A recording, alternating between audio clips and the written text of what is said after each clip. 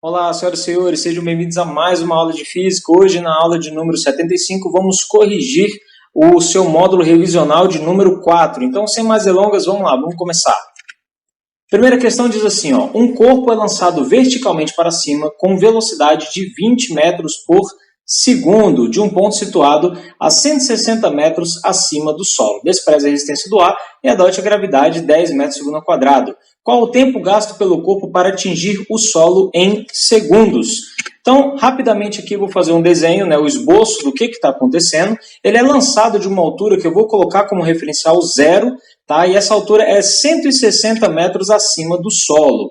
Nesse meu esquema aqui, já que eu coloquei o referencial como sendo 0, a posição de queda dele vai ser a posição menos 160, que é a posição relativa ao meu referencial. Negativo porque está abaixo do eixo aí das abscissas, tá ok? Mas você pode fazer o contrário, você pode adotar o referencial aqui sendo 0 e colocar a altura de lançamento como sendo a posição 160. Bom, do meu jeito aqui, fica fácil de entender também, né? E o que a gente vai fazer para análise desse movimento? A gente vai ter que dividir em movimento de subida e em movimento de descida, dado as velocidades que vão ser diferentes em cada ponto. O movimento de subida ele é um movimento de desaceleração, enquanto o movimento de descida é um movimento de aceleração. Beleza? Então vamos lá. Movimento de subida, fazendo análise para ele, eu vou utilizar a função horária da velocidade, V é igual a V0 mais AT, viva vovó atrás do tarado. Por quê? Porque eu sei que a velocidade final do movimento de subida é igual a 0.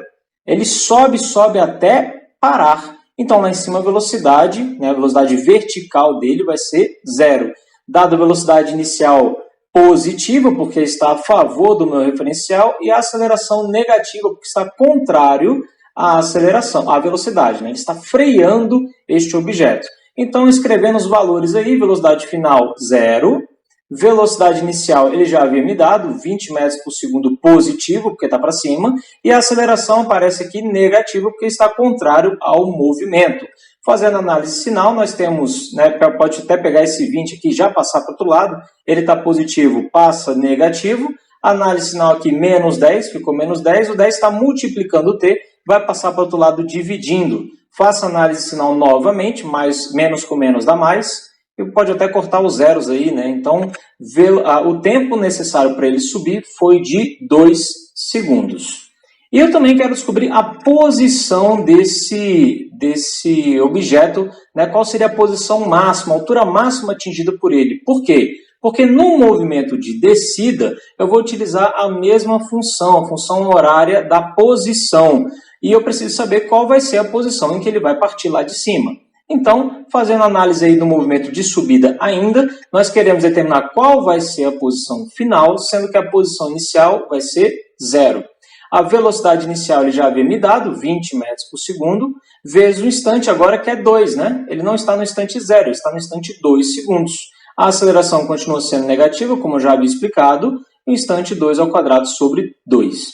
Fazendo essa continha, 20 vezes 2 dá 40, e aqui, simplificando, menos 10 dividido por 2 dá menos 5. 2 ao quadrado, temos 4. 5 vezes 4, menos 20. Então, a posição que ele vai atingir, a posição máxima, é de 20 metros. Tranquilo, pessoal? Agora a gente vai fazer a análise do movimento de descida. Eu vou utilizar aí a mesma função, tá bom? A função horária da posição, já que eu tenho a posição inicial e a posição final do movimento.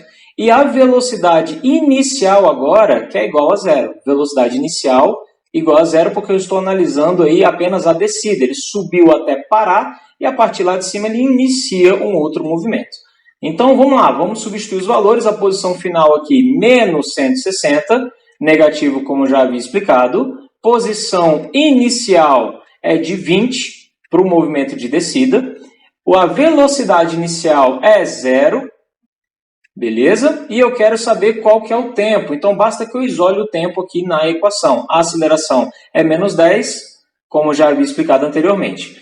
Então, esse 20, só para deixar mais bonitinha na equação, 10 dividido por 2 dá 5.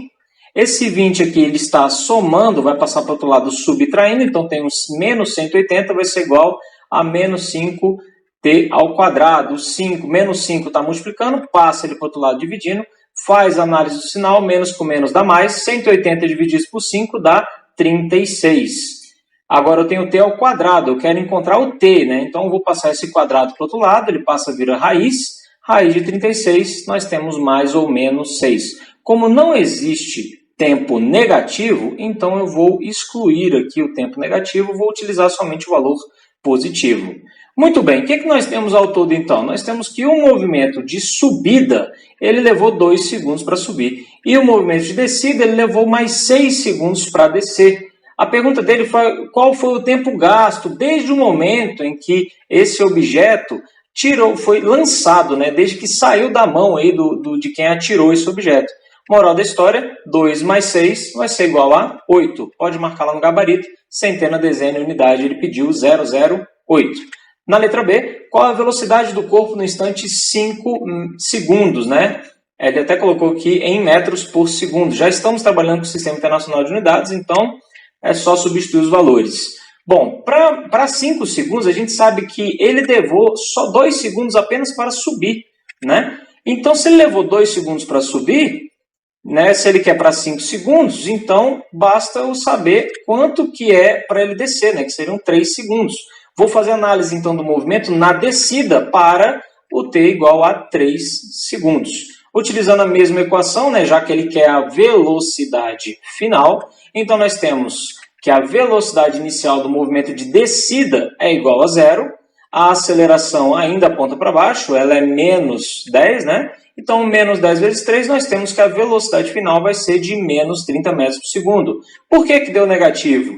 Porque esse objeto, neste instante aqui, vai ter uma velocidade no sentido para baixo, né? E eu coloquei como sendo referencial positivo para cima. Então está certinho, ele está me indicando que a velocidade está apontando para baixo com intensidade de 30 metros por segundo. Só marcar lá no gabarito, ele pediu apenas o valor numérico, centena, dezena e unidade, 0,30. Próxima questão fala assim, ó, uma pedra é abandonada do topo de um prédio e gasta exatamente 4 segundos para atingir o solo. Despreze a resistência do ar e adote a gravidade de 10 metros por segundo ao quadrado. Determine, letra A, a altura do prédio em metros. Então, nós temos um prédio, é arremessado aí uma pedra, né, abandonada a pedra, né, e ela demora 4 segundos para cair até o chão. Então, vou desenhar aqui o meu eixo de referências, eu vou adotar a posição inicial desse objeto como sendo 0, tá? Ele parte da origem, a fim de determinar qual vai ser a posição final.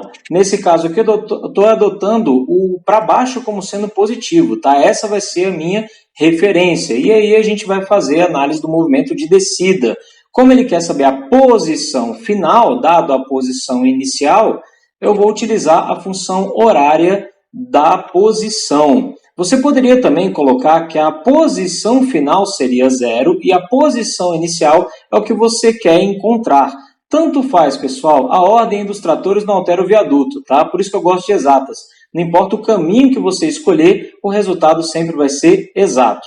Então, estou adotando aqui o início como sendo 0, a posição inicial 0, e querendo determinar qual vai ser a posição final do objeto. A velocidade, como ele é abandonado, né, a pedra vai ser abandonada, a velocidade inicial é 0. Somente a aceleração da gravidade é que é responsável por acelerar esse objeto. E nesse caso aqui ela está positiva porque eu adotei o referencial para baixo como sendo positivo. Então eu posso dizer que esse movimento é um movimento progressivo para baixo. Tranquilo?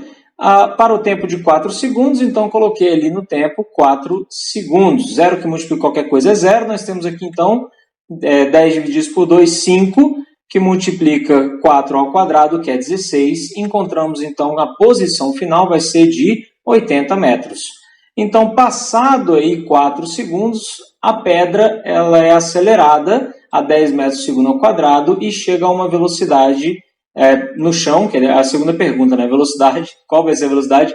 Mas ele quer saber a posição. Então, chega numa posição, ela caminha nesses 4 segundos 80 metros. Lá no gabarito é só marcar 0,80. Letra B, que ele vai pedir a velocidade, a gente usa a função horária da velocidade, que independe do resultado da equação anterior.